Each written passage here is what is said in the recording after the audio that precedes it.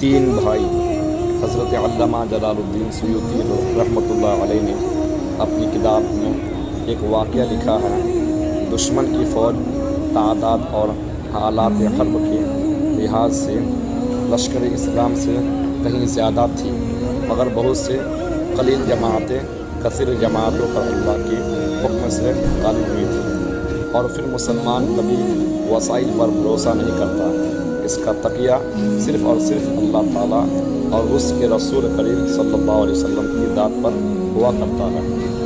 جنگ زوروں پر تھی، اگرچہ اس جنگ میں مجاہدین اسلام کو شاندار فتح نصیب ہوئی، مگر عیسائی چند مسلمان سپاہیوں کو گرفتار کر کے لے گئے۔ ان گرفتار شدگان میں 3 سگے بھائی تھے۔ ان کی اٹھی ہوئی جوانیاں، چہرے پر نور، گفتار میں بے مثال حیا تھی۔ انہیں عیسائی شہنشاہ ہرقل کے دربار میں پیش کیا گیا۔ ہرقل نے کہا، تم نے ابھی تک جوانی کی بہاریں بھی نہیں دیکھی ہے، تمہارے لیے بہتر یہی ہے کہ اسلام کو چھوڑ کر مسیحیت میں شامل ہو جاؤ۔ مجاہدین نے کوئی جواب نہیں دیا۔ دوبارہ ہرقل نے کہا، کیا تمہیں اپنی جوانیوں پر ترس نہیں آتا؟ اگر تم نے اسلام سے انحراف نہ کیا تو تمہاری گردنیں اڑا دی جائے گی۔ میرے ایک اشارہ آبرو کی دیر ہے، تمہارے جسم خاک و خون میں تڑپتے نظر آئے گی۔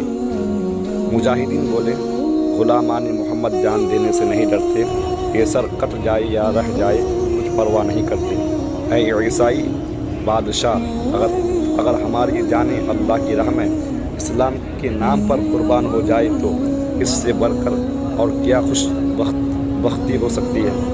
ہم شہادت کا جذبہ لے کر ہی میدان جہاد میں آتے ہیں۔ ہماری زندگیاں اسی مرتبہ کے حصول کے لیے آرزوئیں کرتے گزرتی ہے۔ انہوں نے کہا کہ ہمارے آخری سانس کا بھی یہی جواب ہوگا کہ ہم جان تو دے سکتے ہیں، مگر مصطفیٰ کا دیا ہوا ایمان نہیں دے سکتے۔